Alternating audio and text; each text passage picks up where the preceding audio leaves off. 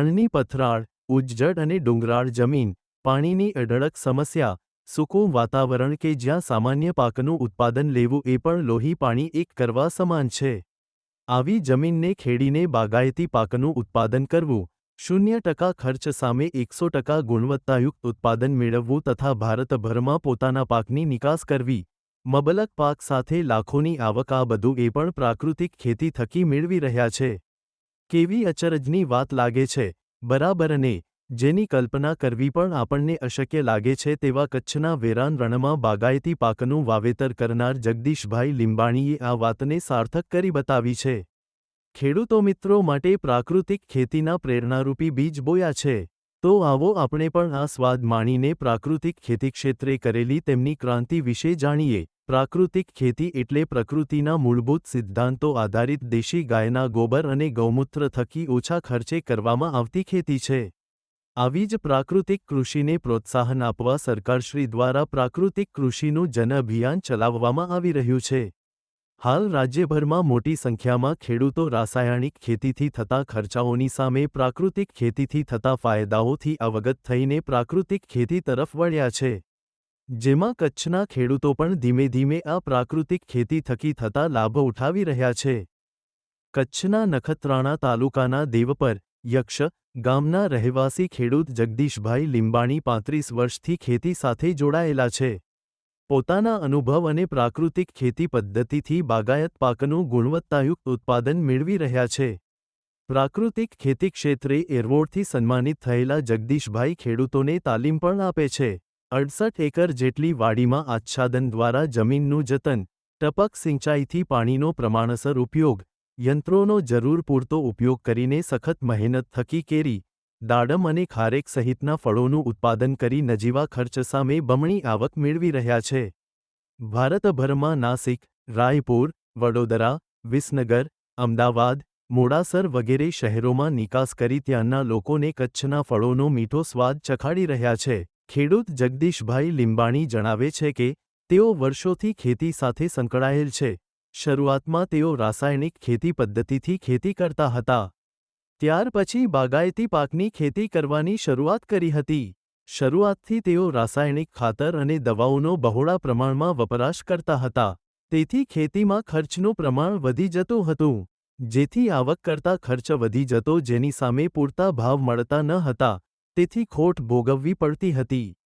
રાસાયણિક ખાતરનો ઉપયોગ કરવાથી સૂક્ષ્મ તત્વોનું પ્રમાણ ઓછું થઈ જતું જેના કારણે જમીનની ફળદ્રુપતા ઘટવા લાગી તેમજ જમીનમાં ક્ષારનું પ્રમાણ વધતા પાકને ખૂબ જ નુકસાન થતું હતું. પ્રાકૃતિક ખેતી પદ્ધતિ વિશે વાત કરતા તેઓ જણાવે છે કે કરમસદમાં સરદાર વલ્લભભાઈ પટેલના પરિવારની વાડીની મુલાકાત લેતા ત્યાંથી પ્રાકૃતિક ખેતીની પ્રેરણા મળી અને 2018મી પ્રાકૃતિક ખેતી કરવાની શરૂઆત કરી. ઉપરાંત રાજ્ય સરકારશ્રી દ્વારા ચલાવવામાં આવતા અભિયાન દ્વારા આત્મા યોજના થકી પ્રાકૃતિક ખેતી વિષયક તાલીમ લીધા બાદ ખરા અર્થમાં પ્રાકૃતિક ખેતી તરફ વળવાની પ્રેરણા મળી હતી. આમ તાલીમબદ્ધ રીતે પર્યાવરણને ઉપયોગી એવી પ્રાકૃતિક ખેતીની શરૂઆત કરીને 100% જમીનમાં પ્રાકૃતિક ખેતી કરી રહ્યા છે. તેઓ જણાવે છે કે તેમની કુલ 68 એકર જમીન છે. જેમાં તેઓ કેરી, દાડમ અને ખારેક જેવા પાકો લઈ રહ્યા છે.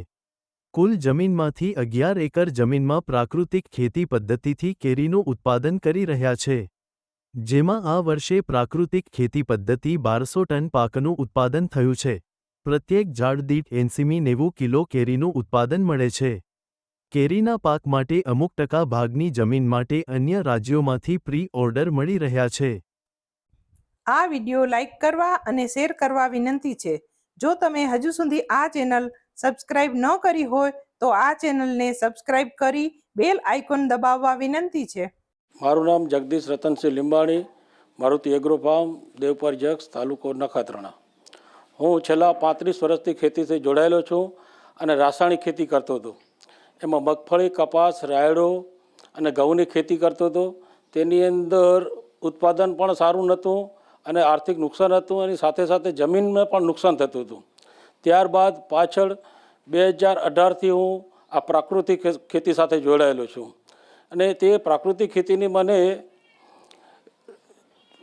કરમસદથી સરદાર વલ્લભભાઈ પટેલની વાડીએથી મળી અને ત્યારબાદ મેં સુભાષ પાલેકર સાહેબની શિબિર 2018, 19 અને 20માં કરેલી છે. તો તેની અંદર મને સારું એવું નોલેજ મળ્યું અને અત્યારે હું આંબાની ખેતી કરું છું, પ્રાકૃતિક ખેતી કરું છું. એની અંદર શરૂઆતમાં કષ્ટી પડી, પણ ત્યારબાદ સારું એવું ઉત્પાદન છે. છેલ્લા 3 વર્ષથી તો બહુ સારું ઉત્પાદન મળે છે. એની અંદર આજે મારા 13.5 એકરમાં આંબા છે અને હાલ આ સાલની અંદર 125 ટન જેવું ઉત્પાદન ગણતરી છે. અને આ ખેતીની અંદર પ્રાકૃતિક ખેતીની અંદર સરકાર તરફથી વિવિધ યોજનાનો લાભ મળે છે. આત્મા, બાગાયત ખાતું અને ખેતીવાડી ખાતા તરફથી સાહેબોની તથા સરકારની જે જ્ઞાન અને જરૂર છે તે ભલામણ મળે છે અને યોજનાઓનો પણ લાભ મળે છે. અને આ પ્રાકૃતિક કેસર કેરી અને ખારેકનું હું વેચાણ ગુજરાત તેમજ ગુજરાત બહાર છત્તીસગઢ, નાસિક, અમદાવાદ, વડોદરા અને વિસનગરમાં વેચાણ કરું છું અને મને એવો સારો નફો મળે છે. અને આની અંદર ખેડૂતને પ્રાકૃતિક ખેતી કરવા જેવી છે, કેમ કે શરૂઆતમાં એવું લાગે છે, પણ મારા અનુભવ પ્રમાણે મને આંબામાં સારું એવું વળતર મળે છે.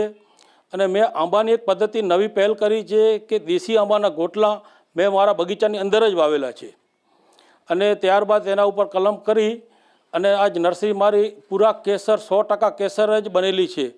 અને તેમાં રોગ જીવાતના નિયંત્રણ માટે હું ગૌમૂત્ર, જીવામૃત, પછી બીવરિયા બેસિયાના, વર્ટિસિયમ લેકાની, નીમ ઓઇલ, છાશ, ટ્રાયકોડર્મા અને ગૌકૃપામૃતમ બેક્ટેરિયાનો ઉપયોગ કરું છું. એનાથી મને સારું રિઝલ્ટ મળે છે અને નિયંત્રણ પણ 100% મળે છે. તો અશક્ય નથી, પ્રાકૃતિક ખેતી અશક્ય નથી. અને મારી પણ ખેડૂત મિત્રોને એ જ ભલામણ છે કે ઉત્પાદન મળે છે અને આર્થિક ફાયદો પણ છે અને સમયાંતરે સરકારશ્રી તરફથી યોજનાનો લાભ અને સહયોગ પણ મળે છે.